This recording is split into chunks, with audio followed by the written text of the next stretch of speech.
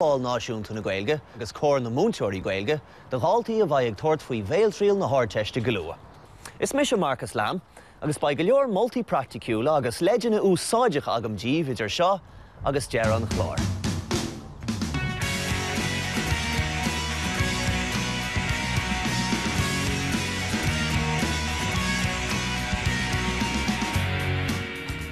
Is fiú 210 marc an Bhéaltriail inis. Sé sin 10 faoin géad don na marcanna don na Gaeilge san Ardteist. Mar sin tá sé tábhachtach dua chathab leis an ógúcháin. Ná bí ró mhóra faoin Bhéaltriail mar sin, ach bí ulamh, dálann scéal, seo mar riantar na marcanna. Fáil tú, nóméad amháin, 5 bharc. Léamh na philíochta, 2 nóméad, 3 marc. Cuireadh phraiticiúil, 4 nóméad, 8 marc.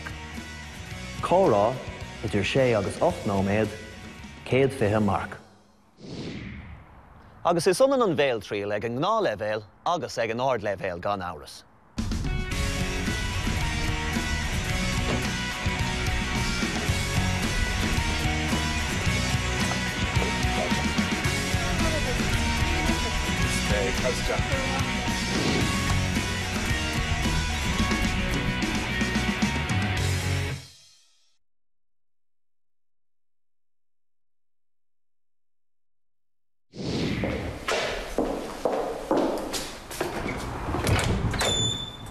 Is cén chéad den eile?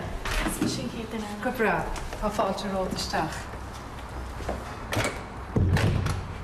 Is, aimsigh danna me ar an rolla agus curtha híniú in aice leis le do hol. Ba cheartlaid de Scrúdú a bheith herólas agat, nóair a héann tú isteach chuig an Bhéaltriail. Mar sin, bíúdait í scríomh ar an leanach tosaigh de na bileoga do léamh na philíochta. Ó, agus ná déan dearmad, nach féidir gohan póca a thuairt isteach chuig an Bhéaltriail. An chéad chuid an Scrúdú ná an fáiltiú. Marann sí seo hArdteistiméireachta nóméad agus is fiú 5 bharcaí. Cad is anam dut? Sally Brennan. Agus céní seo tú? Och, Nina Dag. Come on. San áiltiú, bí an 5 mhíor eolais ag tastáil ón Scrúdú. De anam, de ís, de gáta brethe, de cheola baile agus de Scrúdú. Is fiú marc amháin gach ceann don na méireanna sin. Is dócha gur bé de gáta brethe an bhéras deacra don na 5 cín sin. Mar sin bí cínte go mbeidh sé rólas a gceart agat. An dara chuid an Bhéaltriail ná léamh na philíochta, mar an chuid seo an Scrúdú thart ar 2 nóméad agus is fiú 3 marcaí. Anis a halaí, bogam iad rá go dtí an dara chuid den Scrúdú léamh na philíochta.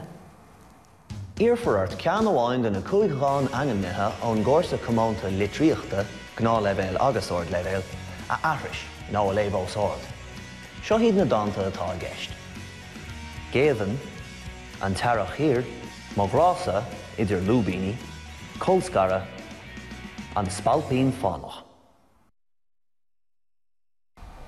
An Scrúdú a ran óí an dán agus na bheirsaí atá le léamh. Ní thugtar aon amdait an tábhar a olbhús stig sa Scrúdú. Is gá dut I léirú go dtigann tú an bhrí atá leis an dán, agus gentar cruinneas fáiríochta sé sin na fuaimine agus rithim na cainte a thástáil freisin. Anis a halaí, léag bheirsaí a 1 go dtí 3 den dán má grása idir lúbíní le do hol. Má grása idir lúbíní, le nula ní gána. Níl má grása mar bhláán an narní, a bhíon an ngordaín nó ar chrán ar bith. Níl má grása mar bhláán an narní, a bhíon an ngordaín nó ar chrán ar bith. Is féidir leat éisteach le tafada díomsa ag léamh na nánta atá gceist sa Bhéaltriail ar an siomh gaelport.com. Is fiú go mór tríle bhaint as an techníc seo lenas. Éist lumsa ag léamh dáin, agus le thosa an dáin ag an am céine. Nuair a bhaid tú ólach ar an bíosa. Éist, lé, agus bí a cainte ag an am céine lumsa gan an tafada stoppa. Is slí anmhaithí seo le fuaimine na teanga a áile geart. Tá ribí a grúige mar bhean rob Shakespeare ina bhair delgní. Ach is cuma sin, tugann sé dom úla. Is nuair bhíonn sé neadhúmar, Cuireadh fanúna. Ná déan dearmad gur féidir leat a chomh féin duna dánta a thuirt isteach leat chuig an Scrúdú, agus nótaí fáilríochta a bheith scríofa os cionn na bhocail deacair agat, agus déan gach séimhú agus orú a bharcáil le peann absithe.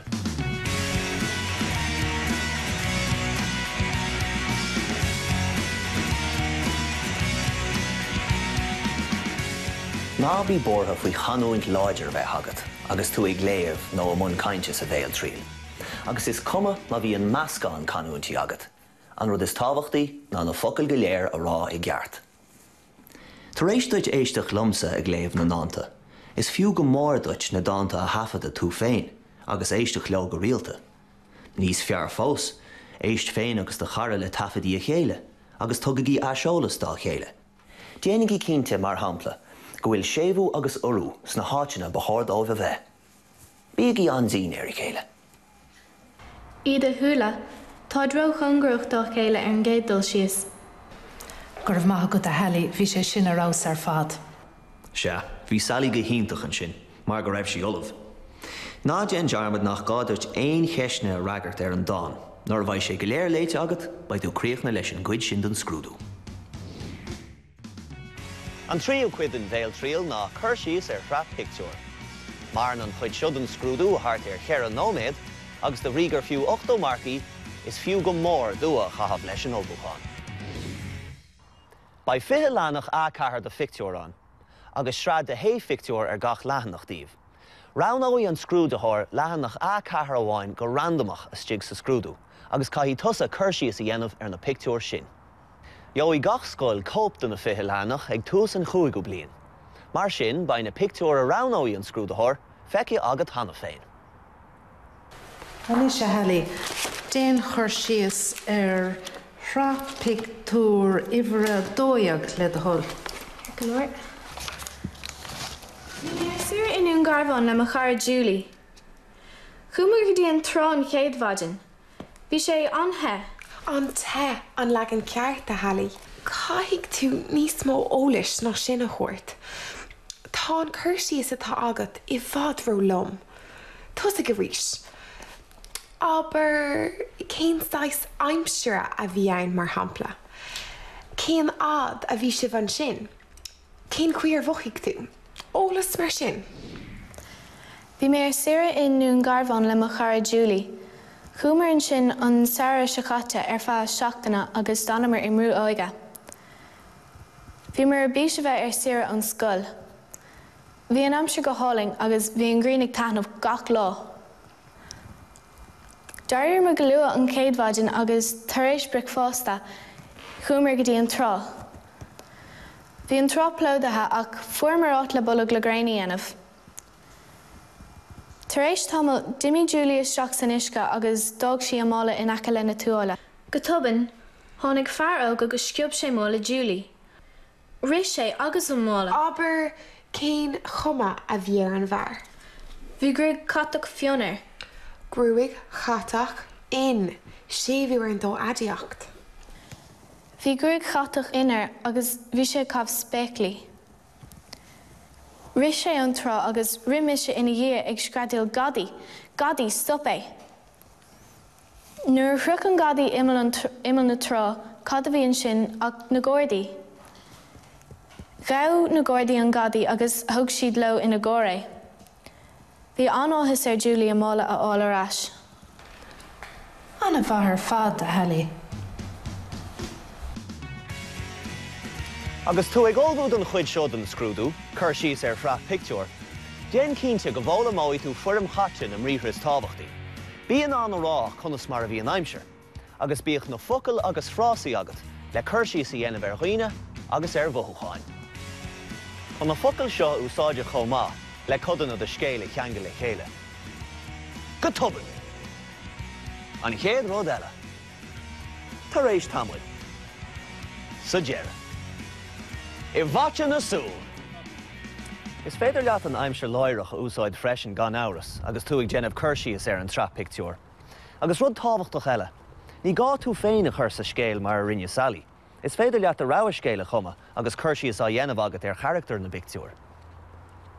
Tar éis duit chur síos a dhéanamh ar an phraiticiúil, is gá do trí cheist a chur ar an Scrúdúthir. Cén fór goid an gadaí mála Julie agus ní mála eile. Thug sé faoi deara is dócha go raibh do grimse leis an mála. Beidir gur ceap sé go raibh tú a chola. Béaltriail. Agus céim fá raibh na Gcordaí in aice leis an trá. Tá seans go mbíonn a lán gadaíochta sa ceantar sin, go mbíonn gadathe gcuid málaí an tam ar fad. Seans go mbíonn, agus bhfuil an gadaí sa friúin inis. Beidir go raibh sé sa chóirt agus gur gearach téirme prisún 3 bliana air. Tar éis duitse do chuid ceisne a chur ar an scrúdúthir, chuiríonn scrúdúthir 3 ceistartsa. Inis ba bhfuil an cúpla ceiste Cuireadh hain faoi de scéal. An neacaigh tú hain agus Julie go dtí don gur bhain I bhórnéanar. Chuí. Gach bliain eile Chomhar is tír len Ardteach ach an bhliain se caite Chomhar is tír gan na Tismóirí. Bhí Sally go maithan sin, ach an marcanna níos airde áil be cheartaí nithe mar darleat, meastú agus an gceapan tú a úsáid. Tá TG4 le fáil éonáid, éonúid, íslódáil an app nó gon iPad, sé go TG4 Stad TV ó rihire, tablet nó fón cliste arbe, brú agus rána ó réon farsing, siamsaíochta ceol, drámaíochta agus tuile. 8 nóméid. Seo an chuid is tábhachtaí ar fad an Béaltriail, de bhrígur fiú 120 marcaí. Tugtar 75 marc an stór Gaeilge, agus 45 marc de chumas láthair na Gaeilge, séú agus orú, aimsúí na mríomhre, agus an tiisiil gineadach mar hampa. Ba an scrúdúthir ag éisteacht go córamach, chun de líofacht, de stór focail, de chruinneas, dabhraíocht, agus de chuid scileanna cumarsáide a bheas. Inis denimid Béaltriail Cainte le chéile, inis do mar dheall hain le thol. Well, Sally ní bhréanán is anam dom agus tá mé 8 mbliana 10 díos. Agus bhfuil drathracha agus trafóracha gud. Tá, drathar amháin agus beirt trifuair. Agus cé ní sé dá siad? 2 bliain 10, 10 mbliana agus 2 bliana 10. Hallie, cai tú bheith caintí nó sin. Tá na freigraí sin go maith ó thaobh na Gaeilge de, ach I bhfad ró lom. Tá tú caile marcanna mar sin. Tá freigraí níos omlána ag tastáil. Bíonn neart le rá I gcónaí agat faoi chaileach, nach bíonn tú I gcónaí ag tuairt amach faoi orla. Okay, well, Sally ní bhréanán is anam dom agus tá mé 8 mbliana 10 díos. Tá drathar amháin agam, cilíonn is anam dó, agus tá sé 2 bliain 10 díos, agus tá sé sa 100 bliain sa bhanscoil. Tá beirt trifuair agam, tá síle 10 mbliana, agus tá sí fós sa bhanscoil, agus tá orla 2 bliana 10. Réitín muid ar fad go brála chéile ach a bháin ar chuid an orla mo chuid éadaí. Tá sé níos fearr a lán cainte dhéanamh mar sin. Fiú má bhíonn botún sa chaint sin ná freigraí gearra ó thabhairt. Ná bí ag bra ar cheisneanna an scrúdúthóra I gcónaí. Má tá ólas agat faoi rud éigean tóir le linn na Béaltriailach, go deas córáiteach. Bíocht a chuid freigraí brá fada, ach ag an am céine ná sé thar fór. Tá nós ag dhaltaí áirithe aiste ada olbhú fuú féin, agus í seo aithris is stig sa scrúdú. Ná gin thosa é sin. Agus an málaat an áirt na bhfuil cónaíart. Is má, tá sé go hiontalach. Balla na coile is anam den áitiúil mé macónaí agus tá sé in aice leis an bharga. Tá alón áisina sa ceantar siopaí bialanna, linn snámha, páirceanna imirtha agus pictiúir lena mar hampla. Nuair a chuirtar ceisteirt a thosaíonn le an málaat, ní gá ach is maith nó ní maith a rá mar ragra. Ní léon gá leis an bhocail liom. Ní féidir se a thabhairt mar ragra lom ar cheist mar seo. Béidir gur bhar se a hachant iad a chuid freigraí. Éist go córamach le ceistena an scrúdúthóra agus ban úsáid as an mríthir céine iad a ragra. Má chuirtar ceisteirt an daithníonn rud éigean leat, tosaíad a ragra le taithníonn nó ní haithníonn, agus leanart ag cainteann sin.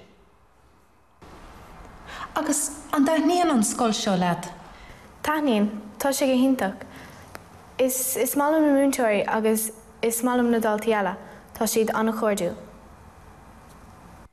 Dúsáid Sally is maithliom faoi gá san Abhairt chéine an sin, Ach an léirú go bhfuil stór foca leathaneici, biúdí leag an eile úsáid an darathóir.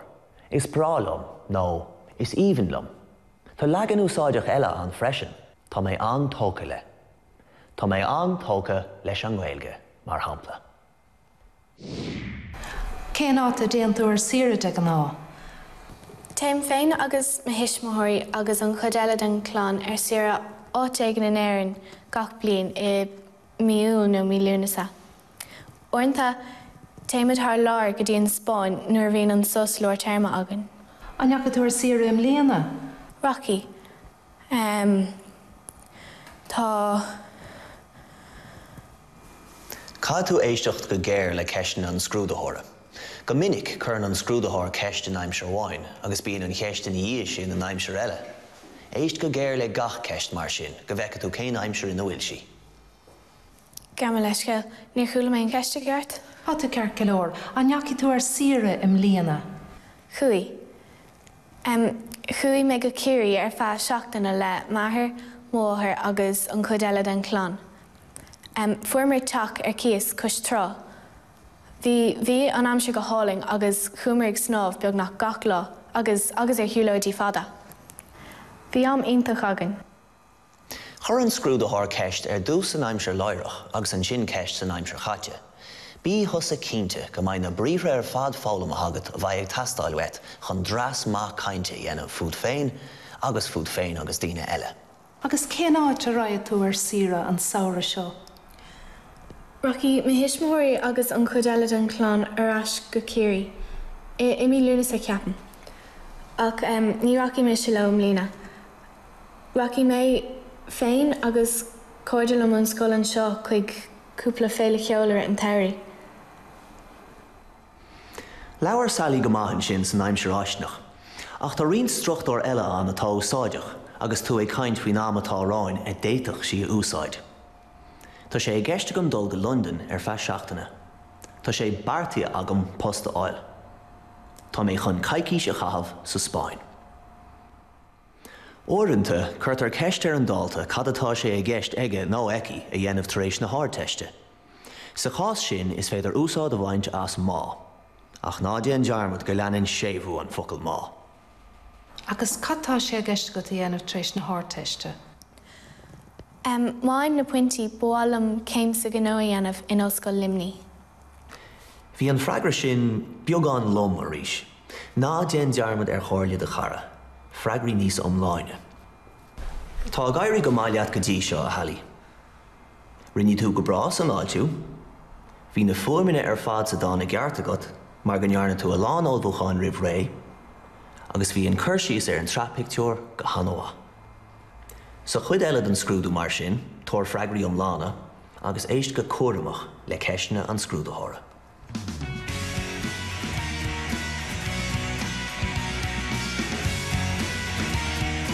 Sin deir leis an scrúdú leis a halaí go raibh maith agat. Slán leat.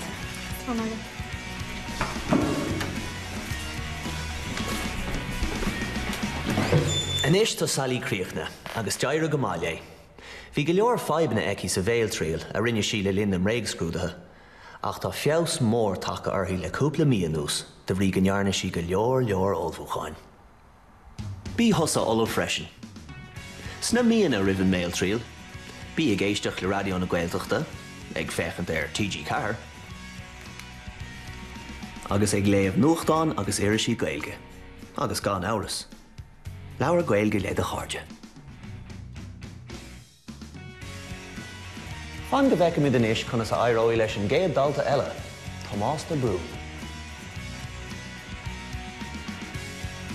Éiríonn go maith le Tomás na chéad trí chuid an scrúdú, agus anois tá an córáid generálta ar siúd. Tá ceisna éagsúla ag baint le na héal freagra aige, agus anois chuirtar ceist ar sa bhócan íleach. Tá meach lán airgid agat, cé áit a raibh ar siúra? Rachan go America, mar go bhfuil an Gaeilge agam an sin. Chachan seachtain le mo Gaeilge in Boston agus in Chicago. Agus in sin rachan dí cúpla áit goil an sim agam an tú. Hollywood nó Las Vegas mar hampla. Dúchan na bháile go héir na rís ní sin agus mé brá sásta. Curann an mócan íleach agla ar go leor daoine, ach tá sé níos éas go ná mar a cheapá. Curtar ceisne éagsúla sa bhócaníleach le linn na Béaltriailach, agus go minic tuirlíonn sé sin go bra nádortha sa chomhrá. Ornta, ní thugann an dalta faoi deara fiú go bhfuil sé ag labhairt sa bhócaníleach. Tá méthá de phríomhid ar an scoil seo, an athrótha aonrad. D'áthráin rudí áirithe. Tá bheithá timpiste, cad í dhéanatha. Thógann amach má gháhan póca agus glíhinn ar an árchár. Ná déan dearmad nach gádait ach an chéad farsa útha den bhócaníleach a bheith rólas agat sa scrúdú seo de ná. Is féidir leat bháiliom a úsáid Chomhar agus tú ag labhairt sa chaníleach. Bháiliom dul go America, chaithinn cúpla lá nua Eorach agus cúpla lá in Florida. Ná bíoch imníocht faoin mócaníleach mar sin. Fálam na bríomhre bhaid tastáil wet agus ní bhaid aon deacracht agat. Is malad bheith féchant ar an telefís, an bhacha tú an nuacht a réir? Chonig? Ní acha. Bhí mé... Ná déan dearmad gur scrúdú cumarsáide í an Béaltriail. Ní gádait ligeanart féin ghfuil simagat in ábhar éigean mar bhfuil simagat an in áiríre. Is féidir leat fiú smachta ghlach ar an gárá, agus é a thuirta dro tapig éigean bhfuil sim agat a féin an. Ní acha. Bhí mé gomhad an Béaltriail seo, agus níor an tam agam fécint ar an nuachla tamil, mar go mé gur a lán pointíáil den CAO. Tá Tomás tar éis an cheist dhheacair a thachaint, agus iireachta dhéanamh an córá a thuirta dro nua. Tá nod tucha aige don scrúdúthir go bhfuil leis labhairt faoin go láiste. Fan go bhfeice míad cad a thorlóidh inis. Ó, agus cad bhfuil a dhéanamh an bhliain seo chuaing? Bhálam dó an pointíáil chun dul go dtíon chláiste ollscoile bailíoch lia, agus staidir dhéanamh ar chemical engineering. Tá ag déanamh staidir am líne ar an gemic agus ar an physic, agus tá ag gomáid na hábhar sin. Tá carlam ag déanamh ólaíochta i ngáilimh, agus déir sí go sé ansimú. Freigra brá fada ó Hamásan sin, ach a bháin nach raibh an Ghaeilge ar chemical engineering innealtóireacht chemicach a rólas aige. Déan thosa Cainte go mbeidh an leagan Gaeilge agat an na focail is tábhachtaí. Dheoidh tú an chuid is mócha ar an siomh gréasán iontach sin, focail.ie. Agus an dóilead go méid dúchláin ag buint leis nó líocht san ollscoil. Dúchláin? Orinthe ní higann dalta focail éigean na úsáidin an scrúdúthir. Ná bí bortha má tharlíonn sé sin duite. Car éis sin an úl don scrúdúthir. Dúchláin? Goma leisceil, ní higamm an focail dúchláin. Se, an dóilead go méid an ólaíocht deachar agus go méid ort a lán oibre dhéanamh.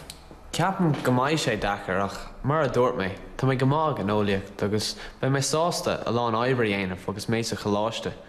Ní chuir an obair dhéana is deachar. Níor hiag Tomás cíl an ocail dúchláin an sin, ach ní raibh agléir béir é sin ará leis an scrúdúthir. Níl dochar ar bith, tá brán ní higamm an focail sin, nó ní higamm an cheist a rá cúpla óir le linn na Béaltriailach. Ó, is bra leat pell, agus céanúireann is fearr leat.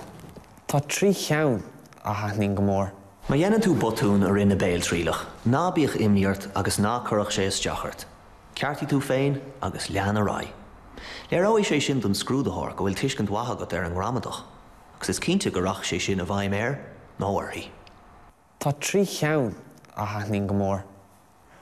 Goma leisceil, tá trí cín a haithnín go mórlam. Sa fáil Gaeilge, leanúm a club áitiúil agus fuair an chundé. Agus sa soccer, is sé learfáil an club is fearlam. Ná bíoch agla ar tú féin a cheartú mar sin. Orinthe churann an scrúdúthir ceist faoi rud éigean atá chathah ag an dalta. Fáinniu clúise aber, nó slabhra, nó gramán chur a gás. Má tá rud éigean mar sin á chathah agatsa, bí ré le ceisne éagsúla a ragart faoi. Má chuirtar ceistart ag lorg do thuirde mé rud éigean, déan Cainte go úsáidí tú réimse nachanna mar seo. Massam, ceapam, im a thuairimse. Tá mé féin go láidir den tuairim. Tá mé féin go láidir den tuairim go bhfuil muinteoir na hÉireann ag óla nomarcha na léanta seo. An dóilead a Hamáis go bhfuil córas maithe dachis sa tír seo. Ceapan go sé go hanmha. Tá lán ábhar simúil sa chruiclam agus a lán rana ar fáil den Ardteist. Ceapan go sé níos fearr gur féad le dhaltaí sú sa 7 nábhar dhéanamh. Seachas gáin na trí cín mar dhéanamh na dhaltaí sa bratan. Is fearr lumsa an córas atá sa tír seo. Tá níos má buntáistí ná míbhantáistí ag buint leis. Ag dearan na Béaltriailach, tá sé den nós ag an scrúdúthóir cúpla ceist hín blia chur a bhaineann le saoil an dhalta. Mathú, sin freigra má. Inis hamáis beag na Béaltriailacha críochnathe gan cúpla lá agus ní bheith irid brú ar dhaltaí. Cad a dhéanamh tú héin an deir a seachtainna seo? Tá sé gceist agam roinnt stadar dhéanamh iad é híine, agus dul chuig scanán éigean iad é sathern. Beag sé sin go deas, an raibh tú chuig an scanán le a cháirde.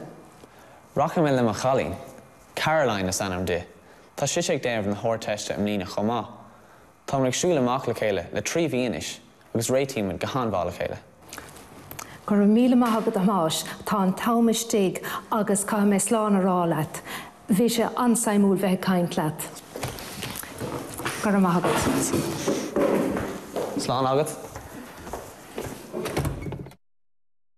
Joigh tú lista de na háisina ar lína is úsáidí ar thaobh chóir na Múinteoirí Gaeilge. An rud is tábhachtaí ar fad béidir ná a bheith ag smaoinemh agus ag labhairt an Gaeilge go minic sna seachtainaí roimh Béaltriail.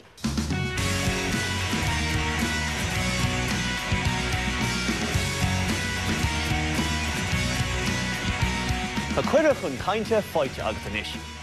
Gnáthleibhéil Ghaeilge leat sa Béaltriail.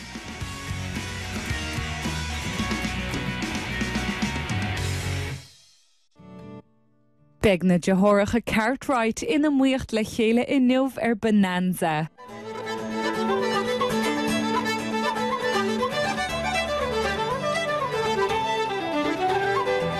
Céilóra, ahantas, dríocht, na ceoltóirí agus na háránathe is fearr sa tír.